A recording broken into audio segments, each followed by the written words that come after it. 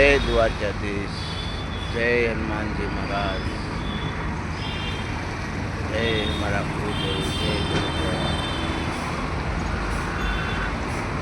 કે સાસની સંગતમાં દૂધ બિગડ્યા, કબીર સાહેબનું ભજન છે. સાસની સંગતમાં દૂધ બિગડ્યા, દૂધ તો બિગડ્યા પણ ગોરસ બની ગયા. એમ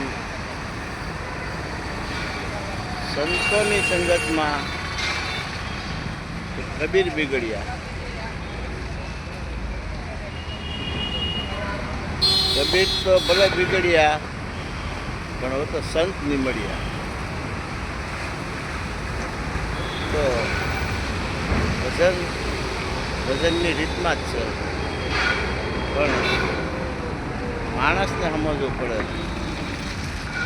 એક સાખી એવી છે, સાખી એવી એક સાખીમાં તમને એક ભક્તિ રાજી મોટી નથી. સંગત સજનની કરાય, કોની સંગત તો સજનની કરાય, બીજાની ભેગું ન જાય તો સુગંધની ખબર પડી જાય. જેને સુગંધની જ ખબર નથી પડતી, સંતોની ભેગા બેહવાની કે સંદનની ભેગું રહેવાની, એને સુગંધની ખબર ન પડી તો વાત અલગ છે. કે સંત સટક લાગ્યા વિના રીઝે નહીં કીર્તા, જો ઈળની પણ ભમરી બની જતી હોય તો માણસને કેટલું આવે. મારું એમ કહેવાનું થાય છે કે આપણે જે સવી આપણે ગમે એની સંગત મળે, એ સંગતનું તો એવું જ ફળ થઈ જવાનું છે. જેની સંગતમાં તમે બેહો એનું એવું જ તે એનું નિમિત્ત આવવાનું છે.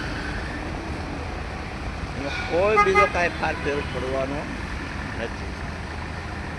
વિશે તમે જે કહો એ મારી સમજની બહાર કે સાસની સંગતમાં દૂધ બિગડ્યા, સાસની સંગતમાં દૂધ બગડી ગયું એટલે ફાટી ગયું એટલે એનું ગોરસ પણ થઈ ગયું.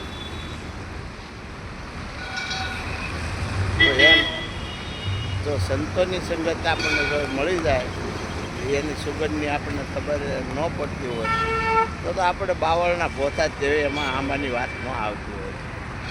ખાખરાની ખીલકોડી હોય એના આંબાના રસમાં કાંઈ ખબર જ ન પડે.